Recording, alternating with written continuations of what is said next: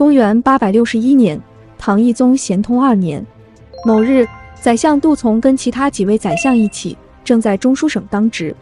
一位名叫杨公庆的宦官带着2位枢密使进了直房，说：“我们奉皇上的命令，跟杜从宰相说件事情，旁人都离开一下吧。”其余3位宰相站起身来，回避去了西边的屋子。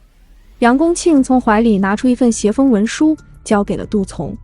携封文书是从内廷直接发出的文书，不需要经过中书省起草，门下省审核，是皇帝的私人意见。杜从打开一看，里面说的是一件旧事，是先帝唐玄宗病危时，宦官们请求运王李温掌管国事的奏章。这里面涉及到李唐皇室的一宗新密。先前唐玄宗迟迟没有立太子，按照常例，长子运王李温因为太子，但宣宗不喜欢长子，也不让他住在皇宫里。宣宗更喜欢三子魁王李兹，想着要立他为太子，但这又违反了嫡长子继承制，故而一直不肯明立太子，看能不能等到些顺理成章的机会，比如长子暴亡啥的。就这样，国本问题迟迟未决。100年之后的万历皇帝朱翊钧知道了，估计会与我们的宣宗皇帝一见如故。和唐朝的大部分皇帝一样，宣宗也沉迷道教炼丹之术，经常服用道士们炼的仙丹，这回吃了以后，背上长了好大的毒疮，怎么都治不好。眼见自己快不行了，趁着脑子还清醒，皇帝跟几位心腹宦官、枢密使王归常、宣徽使王居方等人交代清楚，让他们立魁王李兹为太子，日后可为新帝。几位宦官乐得盈利之功，开始了一番筹划。大部分禁军在他们手中，只有左军中尉王宗实不是自己人，可能存在变数，那就假传圣旨，把他调走。王宗实收到调往淮南监军的旨意后，收拾行李准备出发。有人提醒他说，皇帝病了1个多月，一点消息都没有，突然把你调走，还不知道是不是皇帝的意思，你要不去看看皇帝，再做下一步决定。王宗实觉得有道理，准备进宫面圣，结果发现以往可以随便进的宫门，现在却是门禁重重，根本进不去。王宗实意识到出了大问题，想法子进了内殿，发现宣宗已经驾崩，宫女们跪在地上哭倒一片。王宗实马上派人去接皇长子运王李温进宫，又以皇太后名义下诏立其为太子。李温改名为李璀，开始掌管国家军政大事。李璀上位第一件事，便是收捕王归常、王居方等，尽数诛灭。7天后，李璀继位为帝，即为唐懿宗，加封王宗实为骠骑大将军。其他有功之人各有封赏。2年后，懿宗坐稳了位子，回头再来清算这件往事，矛头对准的是当值宰相们。皇帝把当年那份奏章发给杜从，留言说那时没有签字的几位宰相其心大义，应当以谋逆罪处罚他们。杜从反复看着奏章，心中惊恐无比，这是处理不好，便是一场滔天祸难。盈利之时，所有事情都是宦官在操作，朝官们根本来不及发表意见，现在拿这来说事，摆明是宦官借此构陷朝官。主管宦官的内侍省在大内之北，称为北司；宰相办公的地方在大内以南，称作南省。到了晚唐，南省北司之间的矛盾已然水火不容。没签字的3位宰相是避嫌、杜审权和蒋申，他们若是因此获罪，不仅本人要灭族，无数的门生故吏都要受到牵连。事端一发，必将血流成河。杜从心知此并非皇帝本意，而是宦官借着皇帝的名义来搞事情，于是开口说道：“圣主上位，天下欣然拥戴，这是毫无疑问的。今天这份奏章不是人臣应当看的。”把奏章封好，还给了杨公庆，说皇上如果真要治罪宰相，那就应当在朝堂当面下旨，说出各位宰相的不是，公开进行惩处。若是让我私下里行事，擅自发表意见，这不合规制，恕难从命。杨公庆接过奏章，回去跟皇帝复旨。另一边，杜从赶紧把枢密使拉进里屋，跟2位宦官推心置腹。杜从言真意切地对2位宦官说，不管是南省还是北司，大家报效国家的心计是一致的，宰相、枢密使共同参与国家政事，内外其实一体。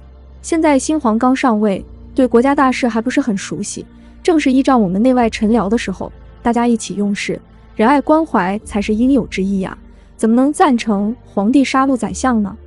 皇上若是养成了随意杀害大臣的习惯，那就麻烦了。这次杀宰相，下次杀的说不定就是中尉、枢密使。你们这些近臣天天在皇帝身边，权柄又大，难道不用担心自己的处境吗？杜从我侍奉了6朝君王，希望陛下如同尧舜一样圣明宽厚，而不是凭爱憎滥用刑法。2位枢密使听完，相视不语。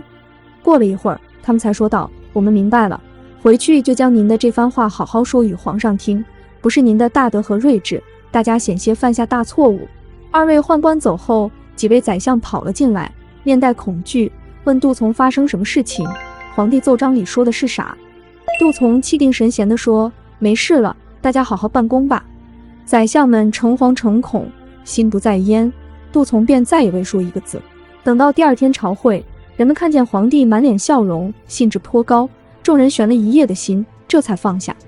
皇帝并不想杀人，杜从能劝服宦官，皇帝也很开心。杜从是宰相杜佑的孙子，也是小李杜中杜牧的堂兄，李商隐的表兄。杜从不仅出身名门望族，还是唐宪宗爱女祁阳公主的驸马。和一般人想象的不同，唐代的驸马不是什么好差事，家里夫纲不正不说，还等于自废前程。当时的名士家族非常抵触与皇室联姻，一般都是选择在几个大族内互相通婚，大家都沾亲带故的连为一体。娶了公主就等于自断了外援，而且驸马也只能享富贵，注定与建功业无缘。而且唐代公主大多性格刁蛮任性，不好相处。最打金枝的戏码便是源于郭子仪之子郭爱打了老婆升平公主演绎过来的。因为公主不愿意给郭子仪行礼，认为自己是皇室公主，不能屈尊给臣子行礼，郭爱便一气之下家暴了公主。要不是郭家劳苦功高，估计几个郭爱都不够杀的。所以当唐宪宗要给自己的女儿祁阳公主选老公的时候，权贵家的适婚男子一夜之间全部出现了各种各样的病症。这个时候只有杜从自告奋勇地站出来要娶公主。可祁阳公主嫁入杜家之后，面对长辈态度谦卑，说话温柔，就像普通人家的媳妇对待公婆一样，这自然让杜家感觉自己捡到了宝。杜从与祁阳公主生活了20多年，始终琴瑟和鸣，举案齐眉。那些世家子弟更后悔的事情还在后面。不敢娶公主最重要的原因就是害怕断掉自己的前途。可是杜从在结婚后却官运亨通，步步高升。虽然妻子的助力是一方面，但这与杜从本身的能力也分不开。安史之乱后的皇帝里，唐文宗算是比较勤勉有为的君主，他不好女色，兢兢业业，厉行节俭，对大唐帝国进行改革，力图复兴王朝。但是萧一干时依旧弥补不了其治国才能的短板，造成了甘露之变的失败，进而导致自己被软禁，宦官专权的局面出现，最终郁郁而终。在这腥风血雨之中，杜从稳如泰山，没有受到什么影响。当然，这不单单是因为他是皇亲国戚这层关系，还因为他秉承其祖父杜佑的处世哲学，走中庸之道，得以安全度过政变危机。随后在唐武宗时期，杜从已经官居淮南节度使，又因为受到唐武宗赏识，一路做到了宰相。唐武宗也算一个有作为的皇帝，在任内一手打造出了会昌中兴，唯一的缺点就是喜欢看歌舞表演，经常跑到宫外与歌女舞姬们玩耍的不亦乐乎。当时扬州的娱乐文化是最繁荣的，于是长安一纸诏书过去，命令扬州挑选出17个色艺双绝的歌女舞姬进献到宫中。于是圣旨就到了时任淮南节度使的杜从手中。没想到杜从直接拒绝，经手此事的宦官一路跑回长安打小报告。没想到皇帝听闻后不仅没有不高兴，还觉得这个臣子有个性，索性下令停止进献歌妓，还把他召回京城做了宰相。杜从一口气活到了80岁，死后追赠为太师。